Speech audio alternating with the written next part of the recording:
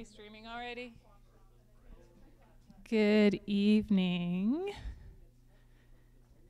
It is a couple minutes past 7, so I will start with a few just basic announcements. So this, for some of us, is the 13th module in a row that we have done, starting in the end of 2016 all the way through this one.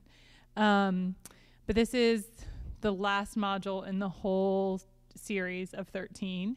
And then we will start again after this in January. So the next new cycle would start in November, but that seemed an awkward time to do it. January seemed to be much better. So in November, we are going to do discussion groups or some discussions instead of a class, which will be great. And at the end of this module, which is only 4 weeks, on October 8th, we're going to have a celebration for if anybody did any of the classes in any of the modules, just kind of celebrating the end of this cycle and starting a new cycle. So we have 4 of these Tantra, and then a celebration, and then some discussion, and then we start the 2-year cycle again. So my name's Erin, and I'm just the assistant to the instructors. There's a different instructor for each module. The instructor for this, the official instructor for this module is Dawn Brown, but Robbie Watkins is going to be here this evening instead of Dawn. There are 2 books for this class. One is Liberation in the Palm of Your Hand, which is used in a whole bunch of the different modules. And the other one specific to just this module is this Introduction to Tantra book. Our bookstore volunteer is not here, but I can help you with purchases, but I might not be standing there. So just come find me if you need to purchase this or anything else in the bookstore, and I will help you. I will check you out. There is a sheet that tells you where to get the online readings and things like that that you need for this module. Thank you, Anna. Yes. Yeah. And so we're a little more casual with our Discovering Buddhism classes usually, even when our instructor comes in. So this will tell you what you need. And go ahead and track everything, all the work that you're doing for this class, because you never know. There is a FPMT certificate that you can get if you do all the work for this course and all the work for all the other modules in the cycle. And even if you do just the work for this cycle, there's just a great Kadampa Center certificate that you can get. So keep track of everything you do, and it could all pay off for you. And now I've stalled enough until Robbie's here. The good stuff begins.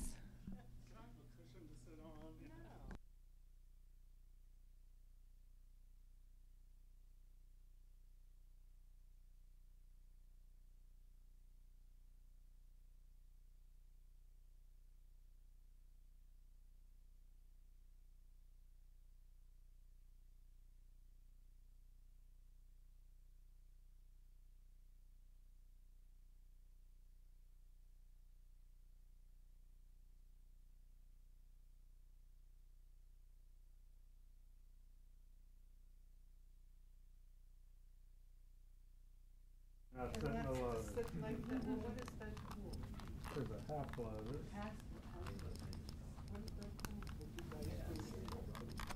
If I did that, I wouldn't be able to get when I was 5. Yeah, like a pretzel. Can you pass this on my job? It's so hard. Yeah, I want to look that way. They could actually make it. Like that. I don't know. It should go down. This clip should open more. Yeah, it's very tight.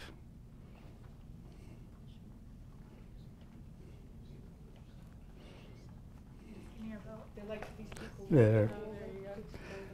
Okay.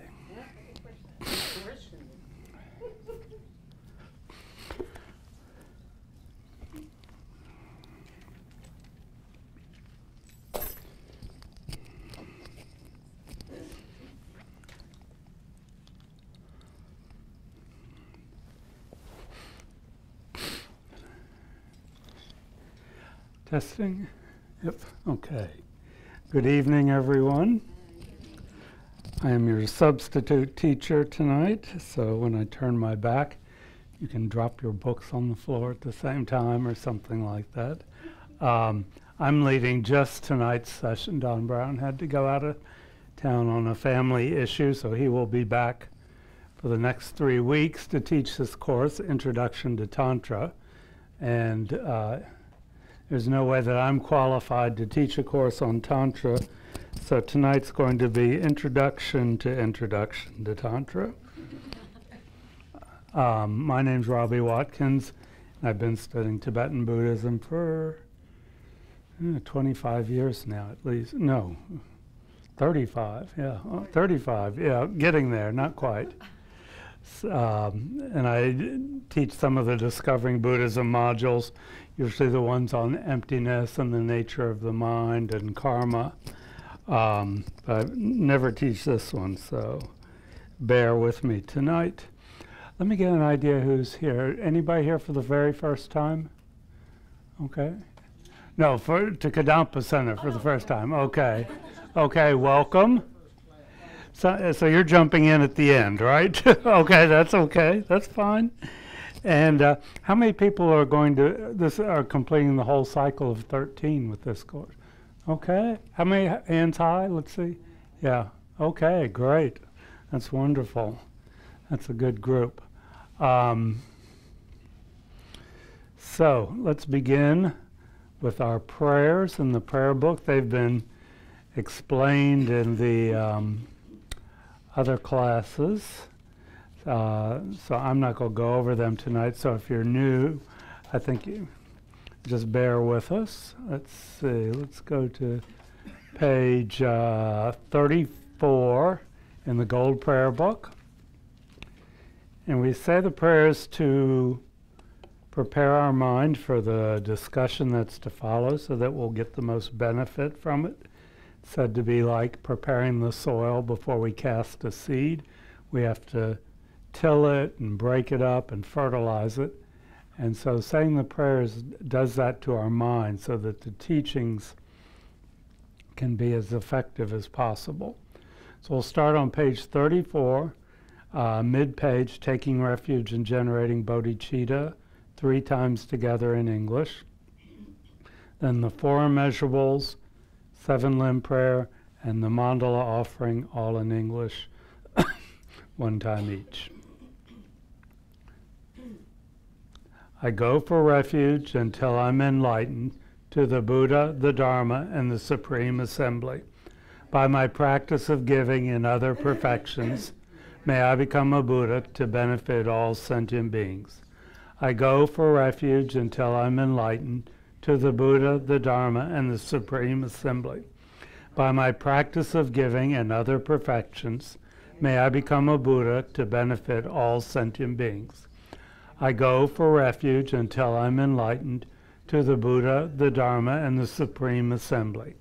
By my practice of giving and other perfections, may I become a Buddha to benefit all sentient beings. May all sentient beings have happiness and the causes of happiness. May all sentient beings be free from suffering and the causes of suffering. May all sentient beings be inseparable from the happiness that is free from suffering. May all sentient beings abide in equanimity, free from attachment for friends and hatred for enemies. Reverently I prostrate with my body, speech, and mind. I present clouds of every type of offering, actual and imagined. I declare all my negative action accumulated since beginningless time, and rejoice in the merit of all holy and ordinary beings. Please remain until the end of cyclic existence and turn the wheel of Dharma for living beings. I dedicate my own merits and those of all others to the great enlightenment. This ground, anointed with perfume, strewn with flowers, adorned with Mount Meru, 4 continents, the sun and the moon. I imagine this as a Buddha field and offer it. May all living beings enjoy this pure land. Idam Guru Ratna Mandalakam Niryatayami. Okay, let's begin with a little bit of meditation. Begin by establishing your posture. The most important aspect of the posture is that your back is just a little bit straighter than you normally sit. Not rigid, but a little bit more erect. It's said it's a regal or king-like posture. Our head is straight on our shoulders, not tilted to one side or the other, maybe just a couple degrees in front of the vertical. Eyes are either slightly open, letting in some light, or just very lightly closed.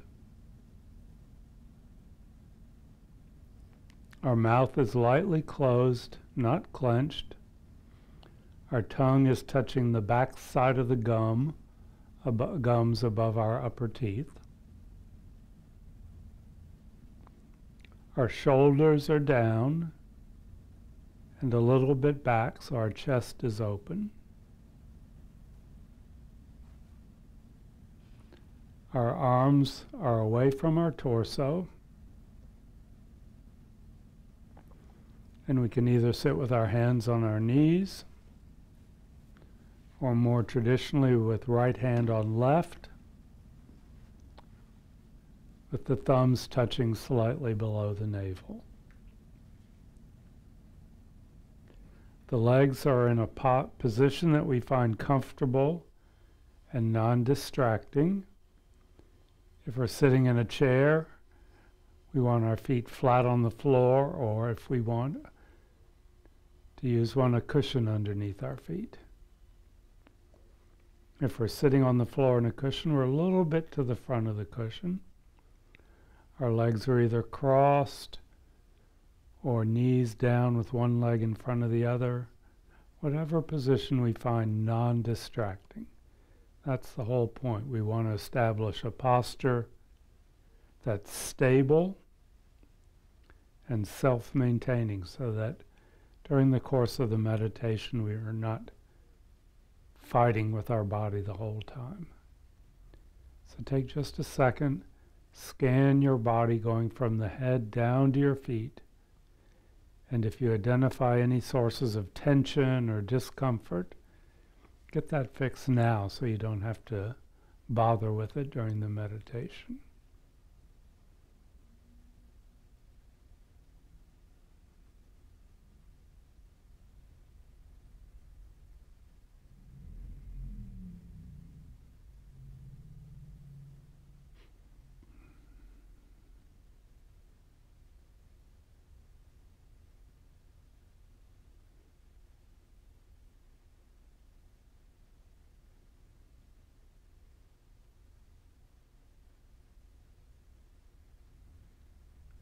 Okay, and to help settle our mind, we're going to take 3 deep breaths from the abdomen with the stomach expanding on the in-breath. So our diaphragm is pulled down and our lungs are completely filled. And then the stomach contracts towards the spine on the out-breath. So 3 deep, slow breaths like that.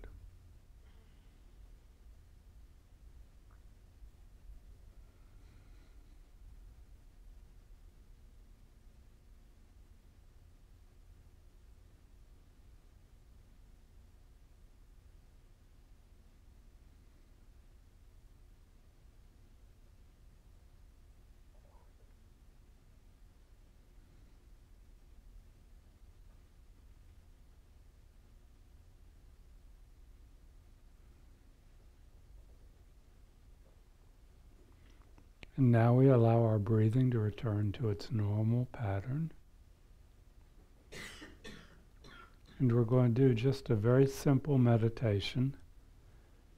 The concentration, the awareness, the mind is on the breath.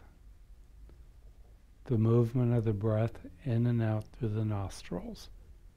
The physical sensation of air moving. Direct perception, mind on breath, not describing it, not thinking about it, not visualizing it, just direct awareness of the breath at the opening of the nostrils. It's almost as if our mind and the breath become one. No duality.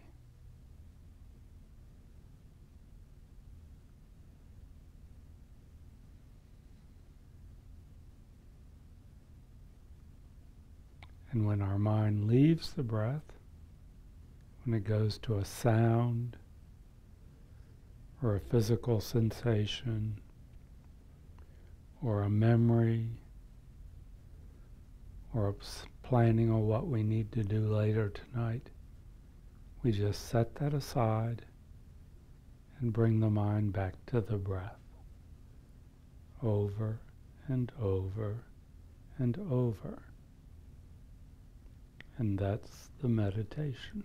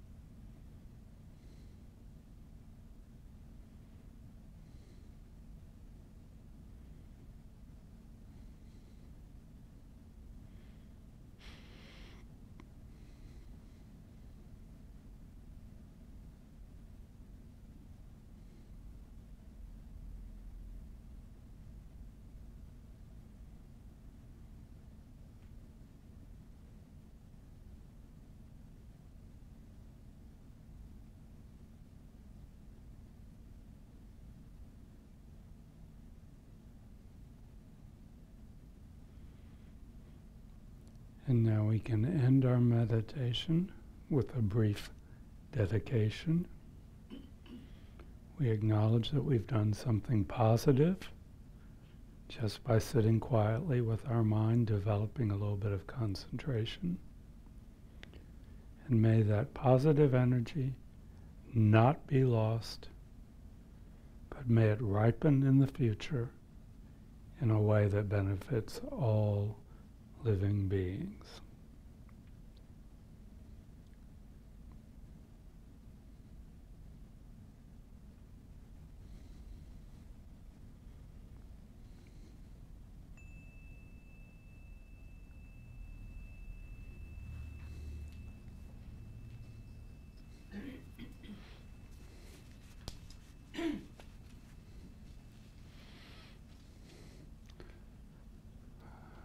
When I use the word Tantra, who here immediately thinks about sex?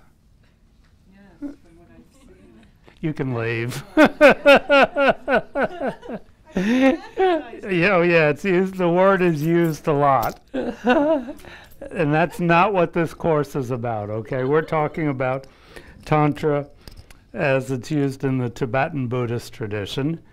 It's a meditation technique that is used in some other religious traditions, but is primarily a feature of Tibetan and certain other Buddhist traditions. Does anybody know what the word Tantra means? It's a Sanskrit word. Magic? No. It's a very simple meaning. It's not anything that you can guess at. Well, not simple, but it's not exactly what you'd think. What? Bath? Path. No, that's closer though. The meaning of it actually is continuum or string. And lots of people have a lot of different ideas about what that means in this context, but certainly it references the continuum of our mind, our mental consciousness that has no beginning and has no end. For each of us has a consciousness that is without beginning and without end. And it's that consciousness that through Tantra can become enlightened, i.e. achieve all the qualities of a Buddha, primarily compassion and wisdom. Another way that I thought explains it also means like a string in a loom, that the warp and the woof, I don't know which one is which. One goes this way and one goes that way. But it's a string on which the teachings of the Buddha can be hung. Okay, all the aspects of the sutra path can be hung on the string of Tantra. Anyway. Is it a Sanskrit word? Yeah, it's Sanskrit, yes. What's another name for Tantra? Anybody, another word for Tantra? Anybody? Well, that's a subclass, but there's another Sanskrit word. You're close. Vajrayana. I'm just going to introduce some of these terms because you'll hear them if you hang out in Buddhist circles. Okay, Vajrayana.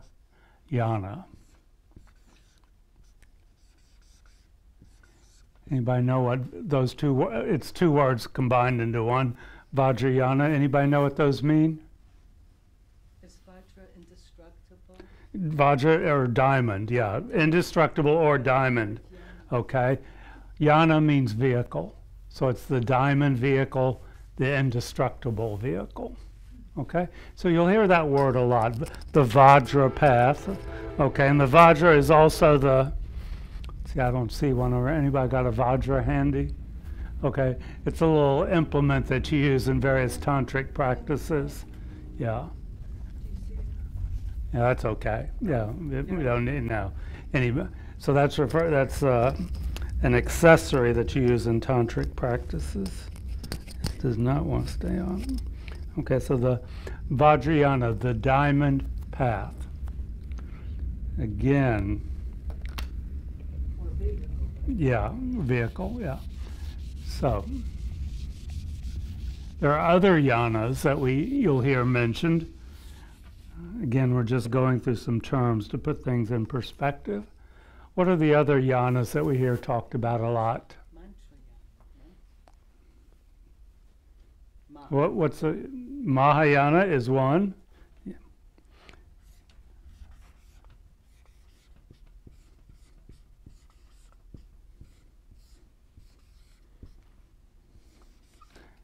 And what comes before Mahayana? Hinayana, okay?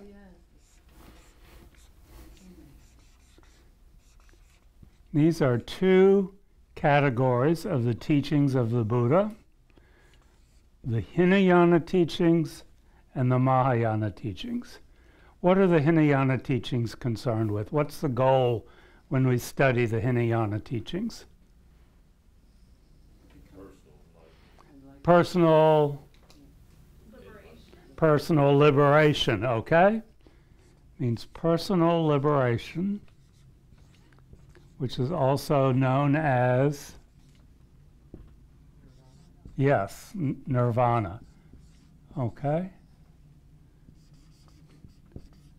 Which means you have completely removed yourself from the wheel of suffering, samsara, okay? And you have achieved the state of nirvana, personal liberation. That's the goal in the Hinayana teachings. And that's the primary emphasis of the types of Buddhism practiced in Southeast Asia, Vietnam, Cambodia, and Laotian. Okay, the one golden saffron-colored robes that you think of the monks wearing, Hinayana.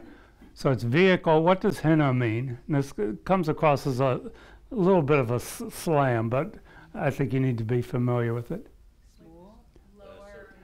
Lesser. The lesser vehicle. You don't have to think of it. It's not really lesser in that we all study it, but it's the first vehicle. Okay, Maha. What does the phrase Maha mean? Big, great, yeah. Okay, the greater vehicle. What's the goal when we study the Mahayana teachings? Liberation for everyone. To become enlightened. Yes, enlightenment. Enlightenment. Not just liberation, but enlightenment like the Buddha, okay? Buddhahood. Which means everything is done for the benefit of others, okay? To help other sentient beings.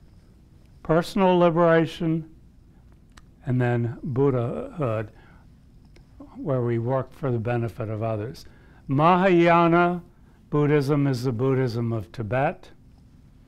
Japan, Zen Buddhism is a Mahayana tradition.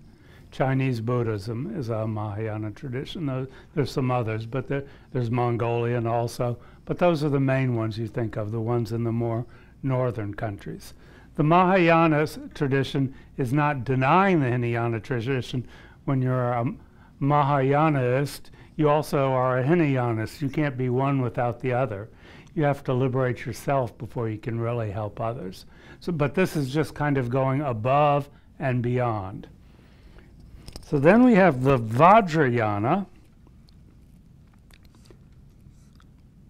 And different people will interpret this different ways. Vajrayana is really a refinement or kind of the icing on the cake of Mahayana Buddhism. Typically, Hinayana, those who are strictly Hinayanist don't practice Vajrayana, don't practice Tantra. The Tantric practices are found in the Mahayana traditions. They're in all of them, even though we don't hear about them a lot. There are Tantric traditions in Zen Buddhism. We think they're just sitting on a cushion and getting their shoulders wrapped. But there are also Tantric practices in Zen Buddhism, definitely in Chinese, but primarily associated with Tibetan Buddhism, such as we study here at Kadampa Center. And Vajrayana is not really a group of teachings. It's more a technique. a specific type of meditation. It's a very elaborate meditation technique that is used to help us achieve a complete understanding of the Hinayana and the Mahayana paths. So when you're starting tantric practices, you're not really bringing more information, you're not really getting more information. There's not more material. Okay, all the important stuff, you know, suffering, death, compassion, wisdom is in the two previous vehicles. Vajrayana is a technique to help you realize that, to perfect your understanding of what you've already been taught.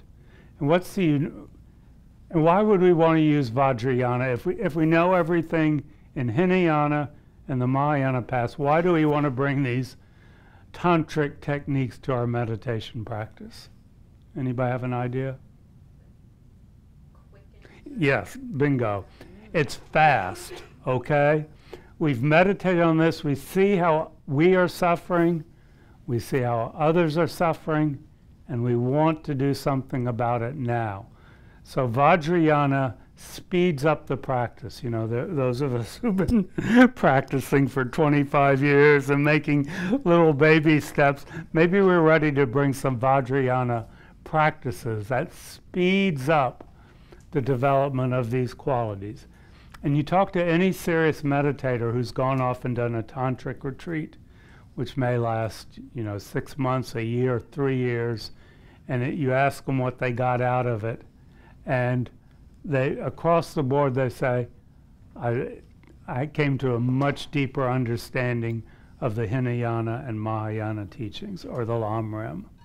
Okay, you're not bringing more material. There are not any unique teachings in the Vajrayana path. It's a meditation technique that we use to realize these other two teachings, or other two categories.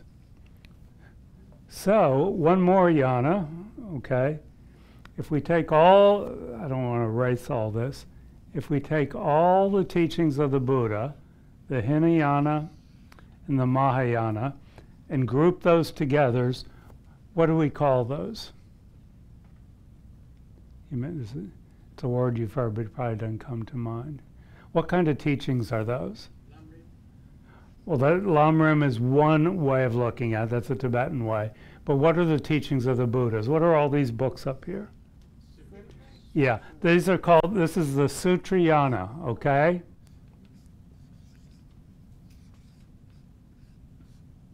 And that's the actual teachings of the Buddha that were written down after his death by his students.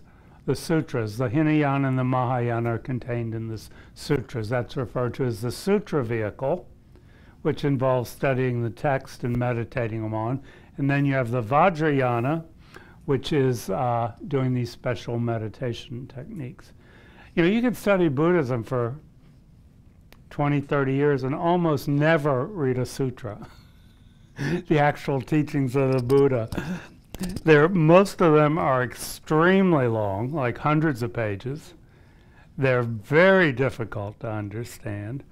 How many sutras are there? There are thousands of them, yeah. A lot of them have not even been translated to English yet. What we study typically is commentaries on the sutras, or commentaries on the commentaries. So we're getting the true teachings of the Buddha, but usually they're filtered down in a way that's more accessible for us. If we came in here every Sunday and sat down and read sutras, you know, people would be heading for the doors. You just cannot get it. I mean, the Heart Sutra is one we study occasionally. That's one of the shortest, but it's very cryptic until you study it, and that's an easy one, okay?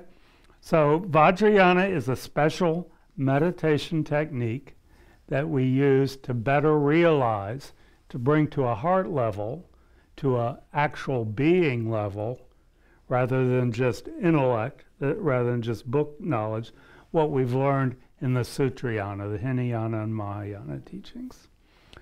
So what are the characteristics of tantric meditation? Now, again, I'm just going to touch on this because this will come up over the next 3 weeks. It's primarily about using our ability to imagine. Okay, it's the mind using its ability to imagine that we have already developed some of the qualities of a Buddha. And to do that, we use these images, these meditational images that you see lots of them around. Chenrezig, representing the compassionate aspect of Buddha. Let's see, we've got medicine Buddha, the blue one, the healing aspect of the Buddha. We have white Tara, which is compassionate action. There are dozens of meditational deities. They're called deities, but they're not deities in the sense of a god. They're meditational images or archetypes or whatever. So we imagine that we become one of these. Okay? We imagine that we're living inside a mandala, which is the world that a medicine Buddha would inhabit. It'd probably be a beautiful, gleaming hospital, with all sorts of emergency room doors, so everybody could come in, and there'd be no insurance clerks, and there would be no filth, or everything would just be perfect. And so that would be the world. If you were a medicine Buddha, you could heal anyone. What would your world be like? It'd be a huge healing environment. So we imagine that we're in that. And then we imagine that environment is filled with the sound of the medicine Buddha's mantra. So in these meditations, we recite the mantra. And then we also imagine that physically we have the characteristics of the medicine Buddha. So we're doing various hand mudras. And we imagine these beautiful smells, so there may be incense. So it's really kind of sensory overload when you do these meditations seriously. There's the visual aspect, the auditory aspect, the physical aspect. And all of that is to imagine that you are this enlightened aspect of the Buddha now. It's kind of practicing what you aim for in the future and bringing it into the present for the course of the meditation. So very appealing, but also could be very dangerous, as you can see. This is, if you're this is where people go off the deep end. I was at a teaching His Holiness was given, and there's this woman who came up dressed as Green Tara every day. Luckily she had a top on. She didn't come with her breast out, but she was green from head to toe, and she was kind of out there. So this is something that needs to be practiced under the guidance of a qualified teacher. I'm not going to get into that tonight. Don will talk about that next week. But Tantra gone wrong, as Don always says, leads to Darth Vader. Okay? Good intentions gone wrong without being really solid and rooted can lead to a very dangerous situation, because you're imagining things that you are becoming this. So it's something to be practiced. It's a two-edged sword. Okay? Any questions about what I've said so far? And let's use the microphone so the thousands of people out there listening to us can hear. Any comments or questions? So how much do you have to know before you could get there? You want to repeat it? Everything. Oh, so, Robbie, so how much does one need to learn to know before they even That's the touch on next that? topic I'm going to talk about. So thank you. Any other questions before we get there? What do you need to know I want to get before that you can do this safely? I'll put it that way. Any other questions? Okay.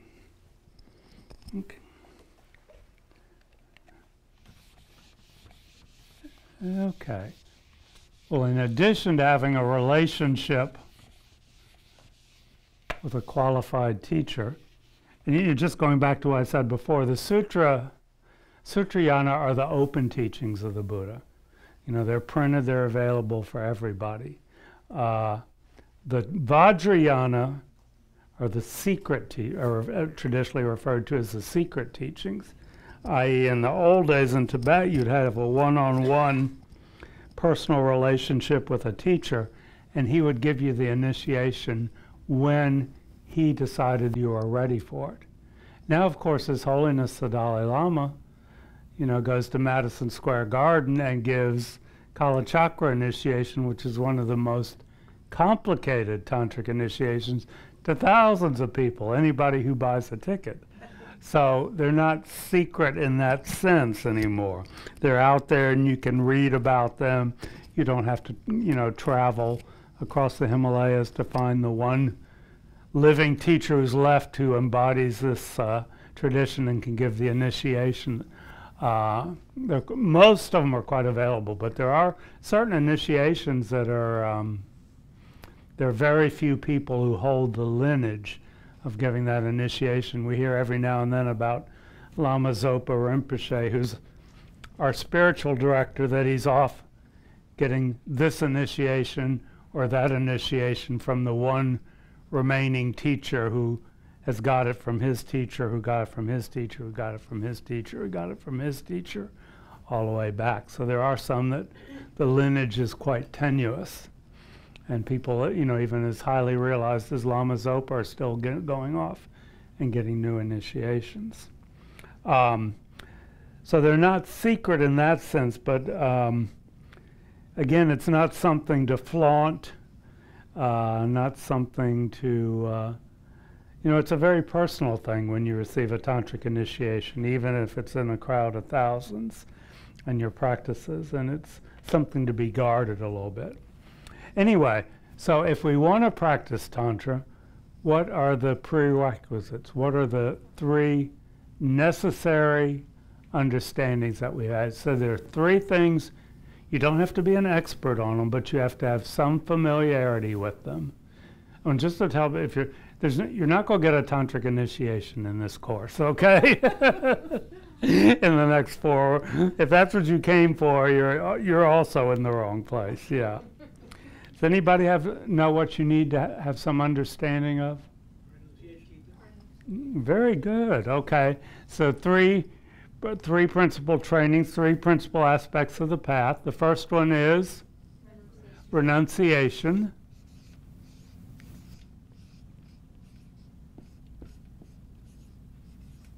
Second one is bodhicitta. Okay. And the third one is wisdom, an understanding of emptiness. So if you want to practice Tantra, you have to have some understanding of this. I'll put the wisdom of these 3 teachings from the Sutrayana. And these are what keep people grounded and keep them from going off the deep end. And if you find somebody who's having problems with Tantra, they've lost touch with one of these, okay? And, I certainly don't know what was going on then in her mind, but that woman who was walking around as green Tantra, I have a feeling that she was probably not in touch with the wisdom of emptiness real good. Okay, so what do these terms mean? Renunciation. That means you give up all your money, your house, you turn your back on your husband and kids, and you go off and live in a little hut on top of a mountain, right? No. That's what renunciation is, right? No. Oh, what's renunciation? What are you renouncing? Samsara, which is cyclic existence, yeah. Mm-hmm. And what's cyclic existence mean? Yeah. What kind of rebirth? The Buddha's reborn. Based on delusion and karma. Uncontrolled. Uncontrolled. We have no control over it. It means through our karma, our actions of body, speech, and mind, we're kept in this wheel of being born, getting old, getting sick, dying, being born again, not because we choose to, but because our karma forces us to, again and again and again. I think we just say it's the wheel of suffering in general, okay? Not necessarily physical suffering, but dissatisfactoriness. And renunciation is saying, I'm tired of that. I want I want to get off that. Stop the world. I want to get off. Okay? Or as it sometimes said, I'm sick and tired of being sick and tired. Okay? So it sounds negative, but it's actually a very positive mental state. It's saying, I want something better. I believe there's something better, and I want it for me. I see it in my teachers. I see it in the saints. I want what they're having. Okay, to quote Rob Reiner, I want what she's having. Meg Ryan. Okay. Yeah, Jack, microphone. The other piece, which I think is what you were saying, is really it's then not only do you want to get out of cyclic existence, but you want to focus on becoming liberated and enlightened and putting that effort into your practice. Yeah, The analogy is that's given sometimes as being out in the field, and there's all of a sudden a huge lightning storm comes up. You're out in the field and lightning is striking everywhere. So you want to get out of that, but you also know that there's a concrete bunker on the other side of the hill, so you want to get into that concrete bunker. You want to get out of what you're in into something better, which is liberation, enlightenment. Okay, renunciation. So you don't have to give up all your stuff. You can keep you can keep your phone and all this stuff.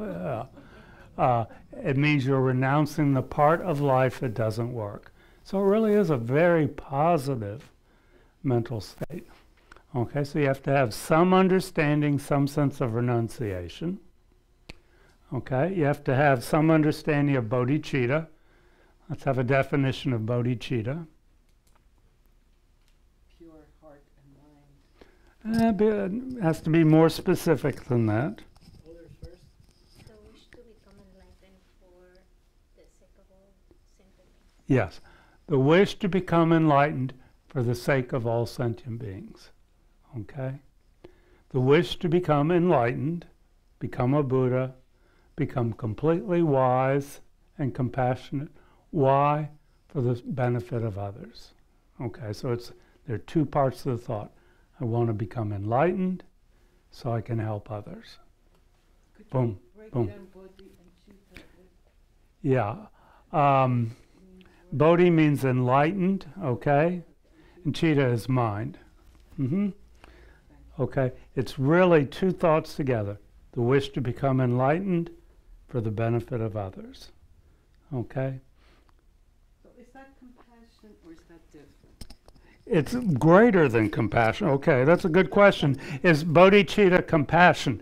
Compassion is something we develop on the way to developing bodhicitta. Okay? Compassion is the wish that others be free of suffering. Okay? How? It rains down from, freedom from suffering rains down from the sky.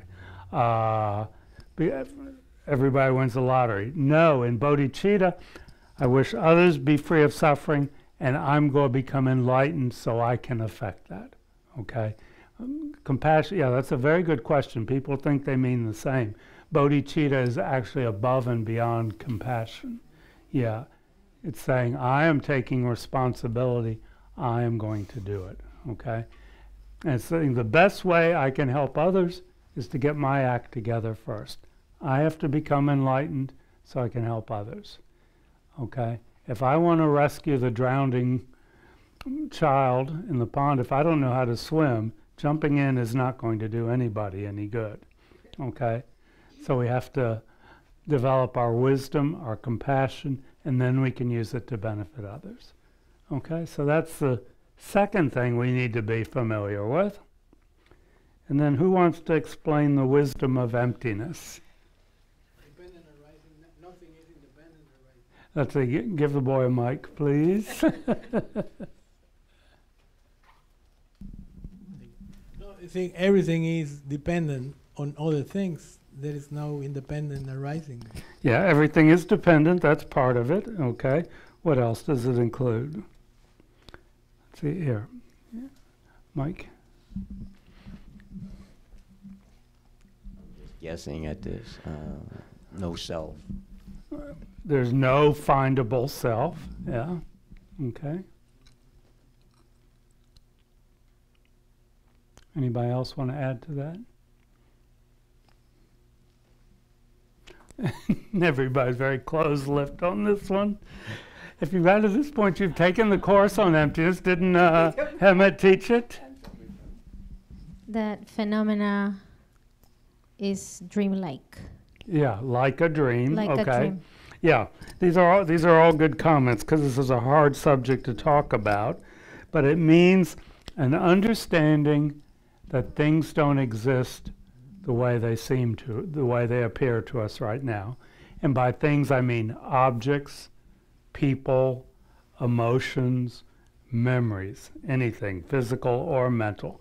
They don't, and ourselves, yeah. They appear solid, as if they have some inherent existence, some fixed way of being. And the Buddha says, no, they are lacking that quality. They are empty of inherent existence, which is a very wordy phrase, but that's about as straightforward a way as you can say it. Nothing is fixed in the way it exists. Means everything can change into anything. It really opens up incredible possibilities. If my mind was fixed, if it exists inherently the way it is now, enlightenment would not be a possibility for me. It could not become enlightened. It is the fact that our mind is empty of fixed qualities or inherent existence that allows it to change and become enlightened.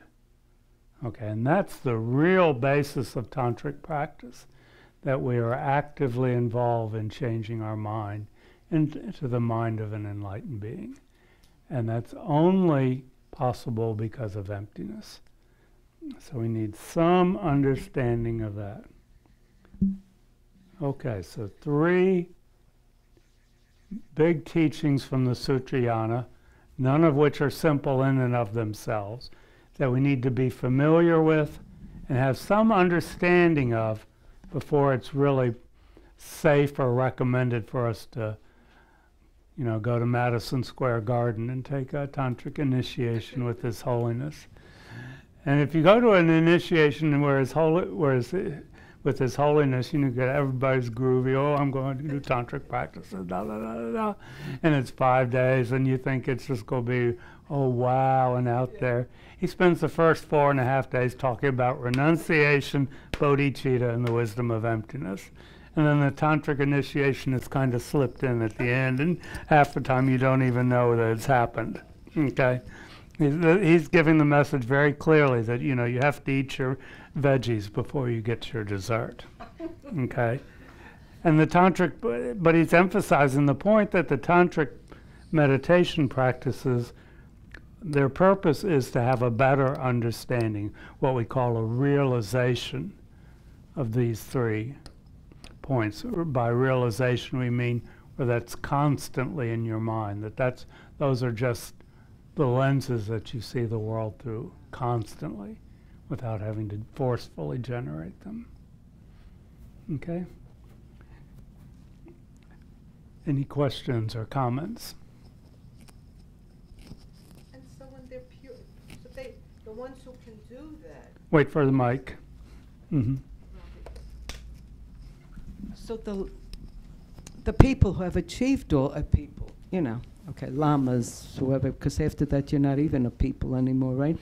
They see everything in total purity. They don't see anything the way we see it, right? I mean, if they see emptiness and all, what? I would imagine so, yeah. You don't know? Yeah, no, I don't know. Because they see everything as pure, don't they? I mean, I keep reading that, to see everything as totally pure. Yeah. What does that mean? I can't explain that. That's interesting, isn't it? They don't see the way we see, the way I see. Yeah, but we know they do see things as empty, as not having fixed qualities. Everything appears as empty. Okay, and Geshe was talking about this, I I guess last Wednesday, he's talking about how an enlightened being will look at something like the book, and he will see the conventionally existent book. That does not disappear. He sees it as a dependent arising, meaning it's made up of parts and there are causes and conditions that brought it here, and my mind labels it book. But he also sees the ultimate reality of it, its emptiness, simultaneously. They talked about that a lot last Wednesday. You're not going back and forth between one and the other. You look at this, whatever it is, and you see the conventional truth of it and the ultimate truth at the same time, not alternating between one and the other. So it's so far beyond my experience, but that's what they tell us. Any other questions or comments? Okay, let's just do a brief meditation on the three principal aspects of the path, and that's what I'd like you to think about during this week. Have really come to some clarity in your own mind about what these terms refer to. You don't have to go into great depth, but just get familiar with them. Okay.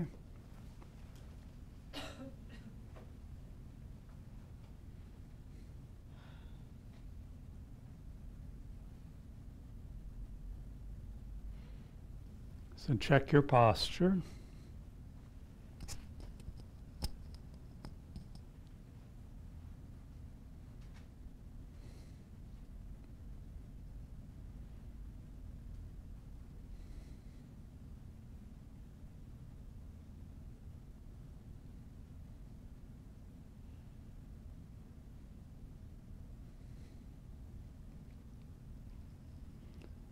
Three deep breaths from the abdomen.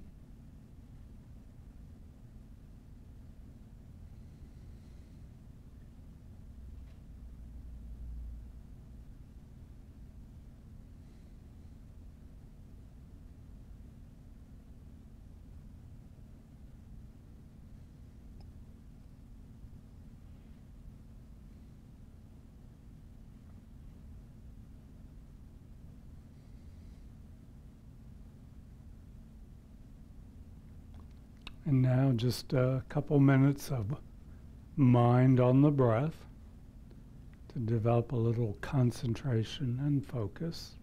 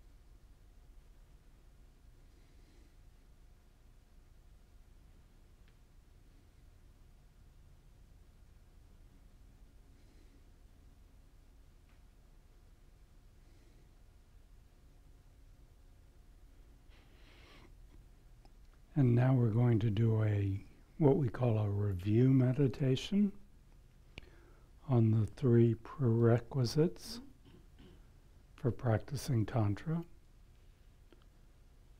which means we just review this in our mind, what the term means.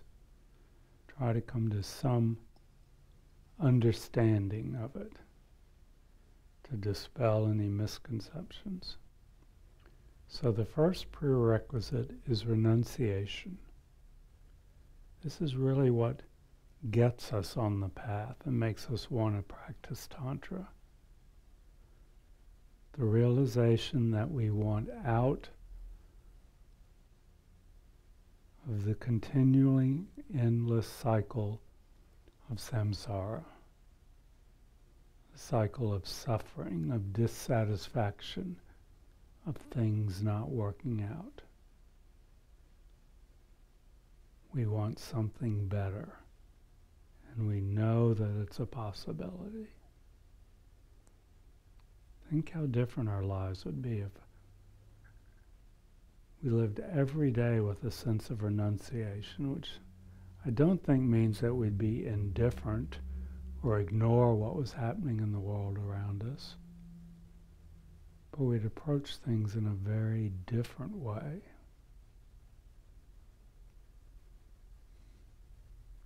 So just think for a few minutes about renunciation, what it is, what it would be like if we had that quality continually in our mind.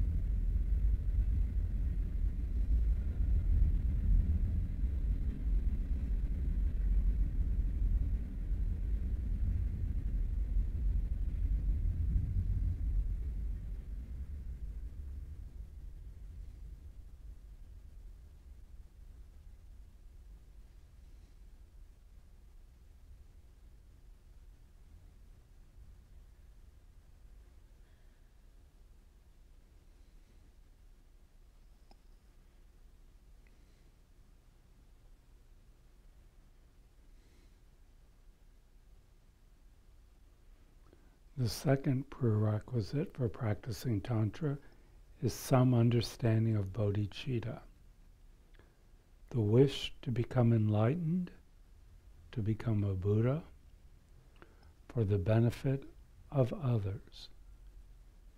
That doesn't mean just the people we like, that means for the benefit of all living beings. And this is really our motivation on the path, what keeps us going. Said that this is the jet fuel that propels us to enlightenment. If we have a constant sense of, I want to become enlightened so I can benefit others. That is what motivates us along the path.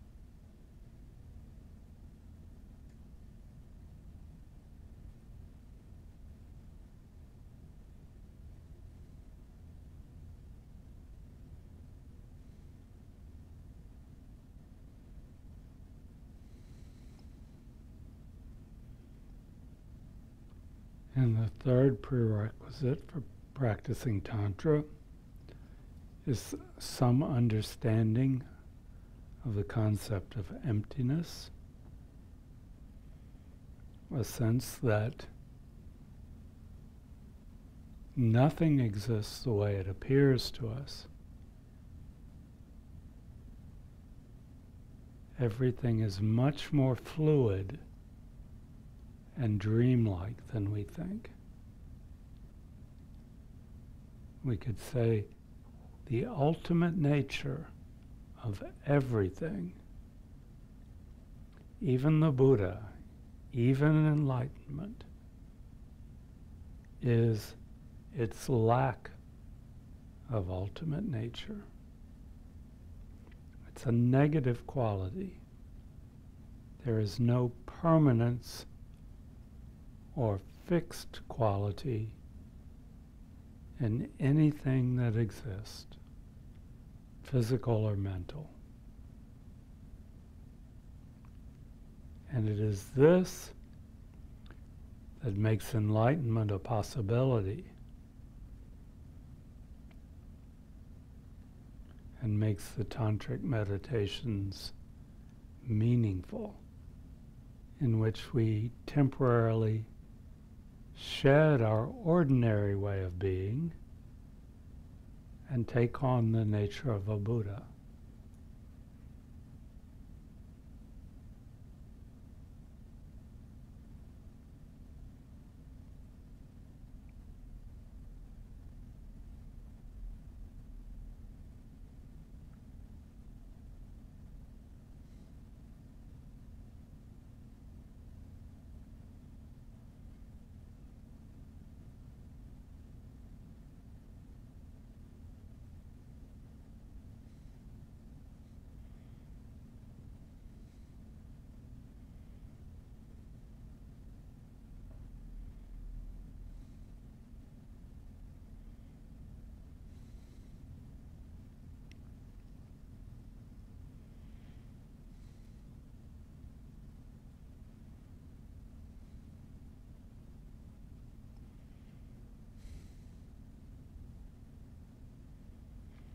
And you can relax your concentration now. And we'll finish the evening by doing Shantideva's prayer. Let's see, which page is it in the gold book? Anybody? No? 246, yeah. Yeah. Page 246 in the gold prayer book. Okay. May all sentient beings everywhere, plagued by sufferings of body and mind, obtain an ocean of happiness and joy by virtue of my merits. May no living creature suffer, commit evil, or ever fall ill. May no one be afraid or belittled, with a mind weighed down by depression. May the blind see forms and the deaf hear sounds. May those whose bodies are worn with toil be restored on finding repose. May the naked find clothing, the hungry find food. May the thirsty find water and delicious drinks. May the poor find wealth, those weak with sorrow find joy. May the forlorn find hope, constant happiness and prosperity. May there be timely rains and bountiful harvests. May all medicines be effective and wholesome prayers bear fruit. May all who are sick and ill quickly be freed from their ailments. Whatever diseases there are in the world, may they never occur again. May the frightened cease to be afraid, and those bound be freed. May the powerless find power, and may people think of benefiting each other. For as long as space remains, for as long as sentient beings remain, until then may I too remain, to dispel the miseries of the world. Maybe we shouldn't be praying for timely rains this week.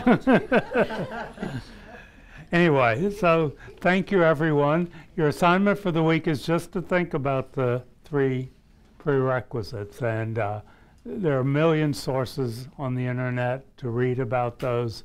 One good reference site is always the Alex Berzin Archives. Berzin. You can go into his search engine and he'll bring up a couple talks he's given on everything.